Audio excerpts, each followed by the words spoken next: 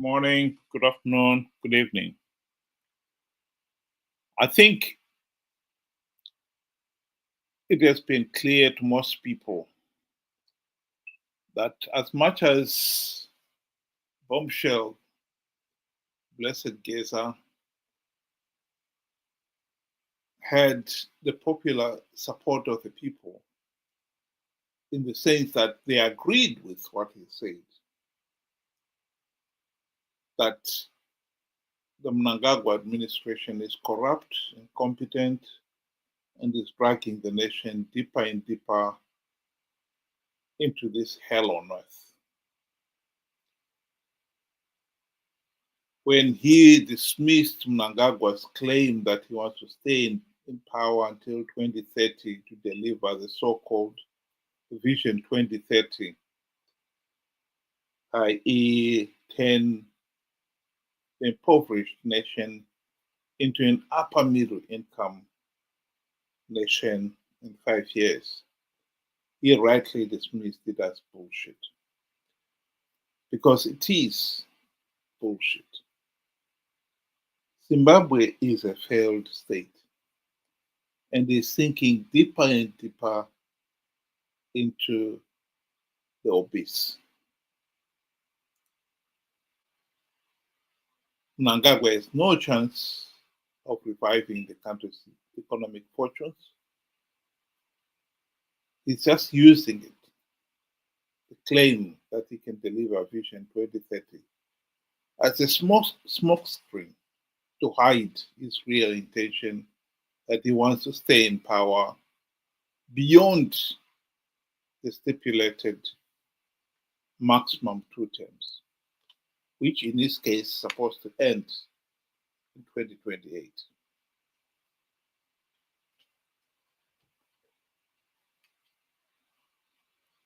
That passion has left the party divided. There are now two factions in Zanu PF vying for power. Geza represents the one faction that are garnering for VP Chwenga to take over from Mnangagwa.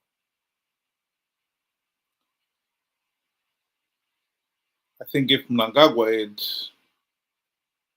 held his faith and accepted that he was going to leave office in 2028, there would be no factional war in Zanu PF. At least if there was, it will be over another matter. By pushing this 2030 agenda, Mnangagwa has precipitated the factional war in the party. And now it is hotting up. As we can see on the screen there, the Zimbabwe Republic Police has apparently cancelled leave and off days for every police officer so that they are on duty on the 31st of March 2025. That's in about a week's time from now. And meanwhile, it is clear that Geza is not going to have the backing of the army, unlike the 2017 factional war in Zanu PF, which was decided by the army deploying. This time doesn't look like the army is going to be deployed. So Geza is said to rely on mobilizing members of the public to come out strongly in support of the so-called 31st March uprising. But what has also developed is the reality that the people themselves are not so sure whether it will be safe for them to do so, and more significantly, what the ordinary person will accomplish by it. Because by all accounts, Gezan company want to replace Mnangagwa with Chiwenga. It's just a repeat of what happened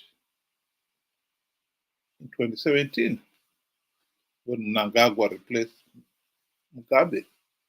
And as we know, there was no real meaningful political change or economic change. Indeed, if anything, many people would say that Zimbabwe jumped from the frying pan of Mugabe into the hellfire of Mnangagwa, because the last 8 years have been a complete, total disaster. And to be quite honest, it is hard to see how Chiwenga would do any better if he was to get in.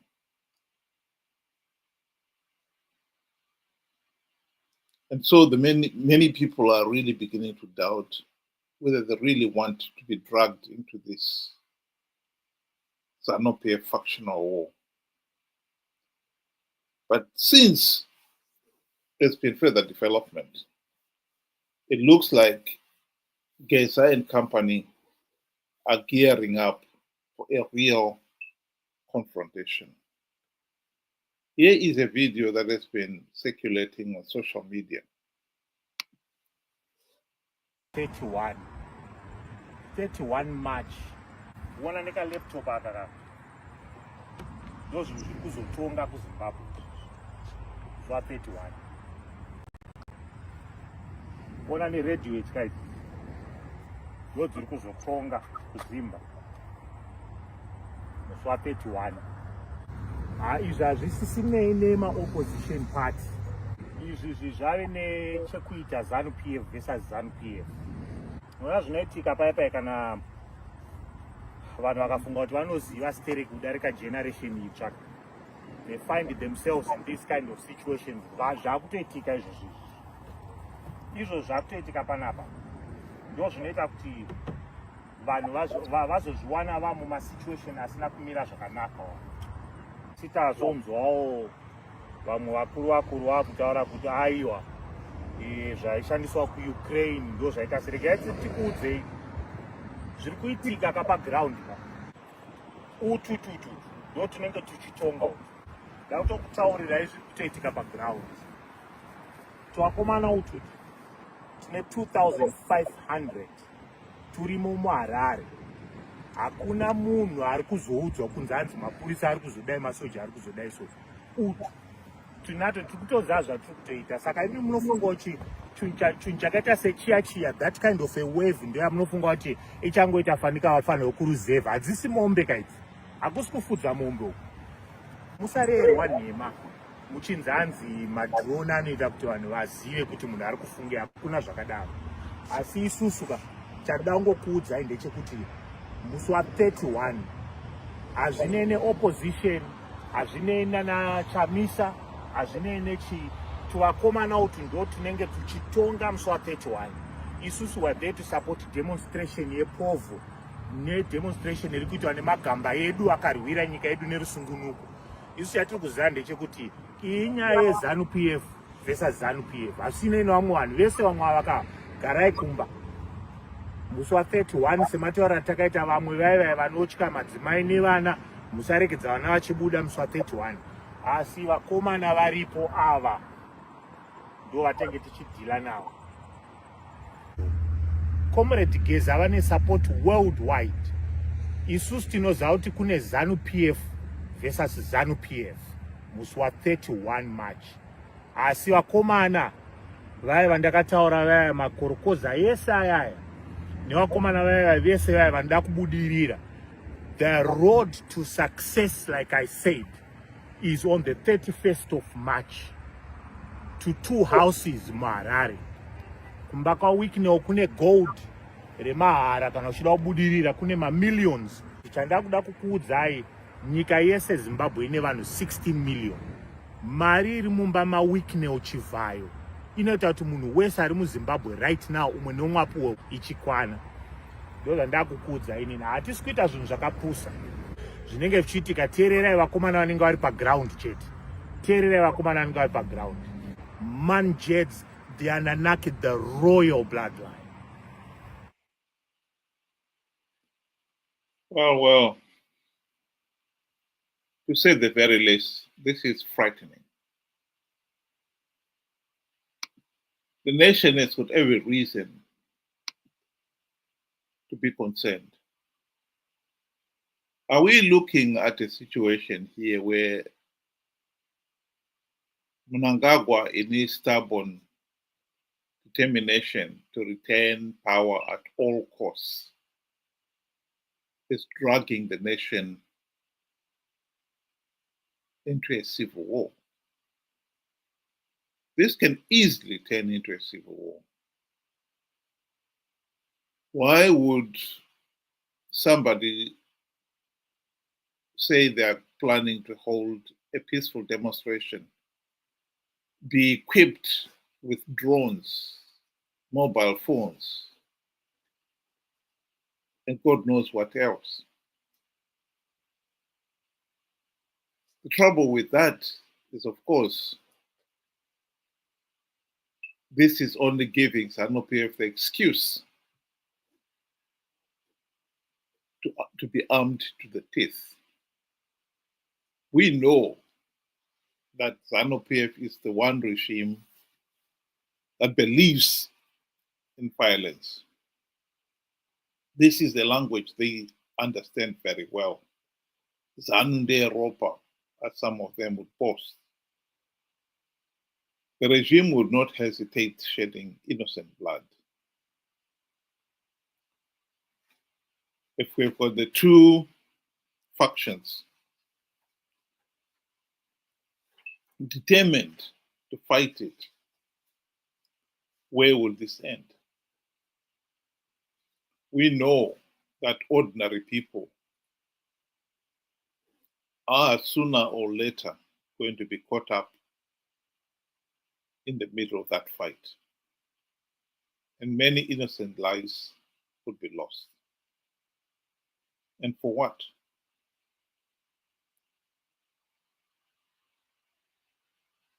I think it is important to underline to both factions that we do not want their violent confrontation, because we know it will accomplish nothing. Indeed, a violent confrontation would only harden each of the faction's positions, will only give each side the excuse to use violence.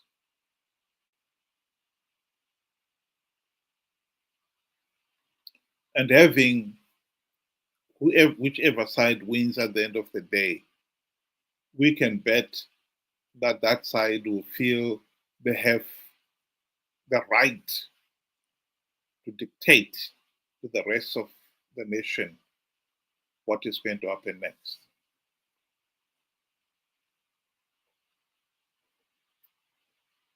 We already are living under a dictatorship. A Zanu PF dictatorship. And what we are saying here is whichever faction emerges out of this confrontation will only want to consolidate its hold on power by using brute force. How did we get into this mess? I think it's a question that is going to be asked again and again as this nation tries to find a way out of this mess that Zanu PF has landed us into. The Gaza revolution, as he calls it, is unstoppable because Gaza and company have crossed the river Rubicon, point of no return.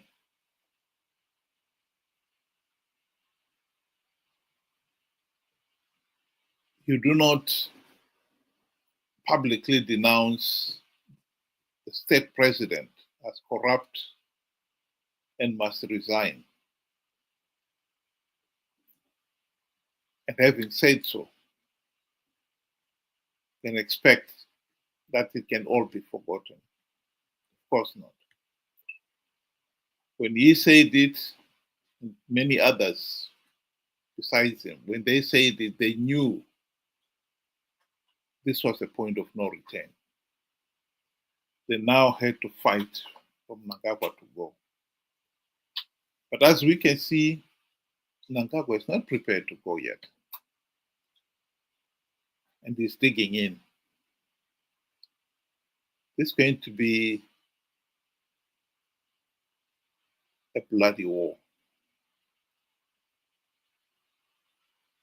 And I think it will be naive to think it will end without the ordinary people being dragged into it, which is the tragedy here. We do not want to shed the innocent blood of ordinary Zimbabweans over an issue for which they stand to gain nothing. The factional war in Zanu PF is of no benefit to ordinary Zimbabweans. It is a pity that we have reached this point where we have failed to have peaceful, democratic change of government. And now we have to resort to violence. Regime change in 2017 was achieved by military coup.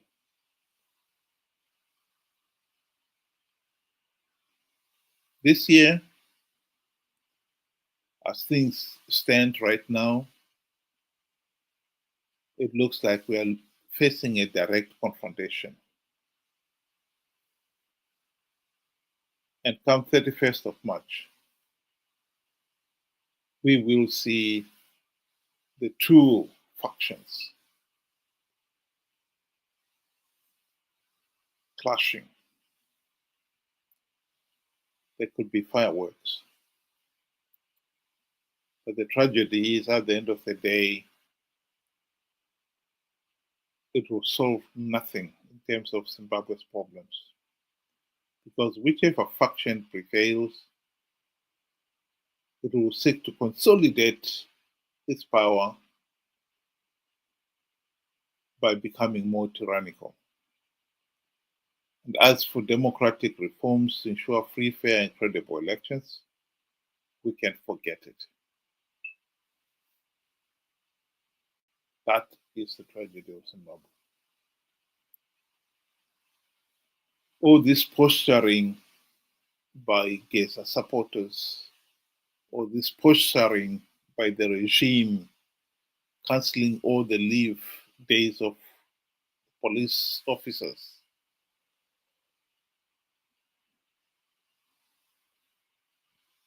will only result in a direct clash of the two factions. And God knows what the consequences of that clash will be.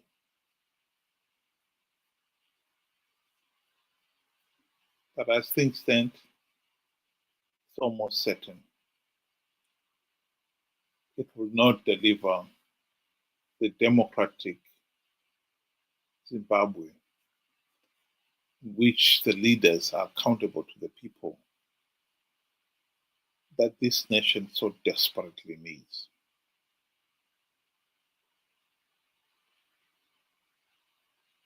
Think about it. Thank you very much. Have a good night.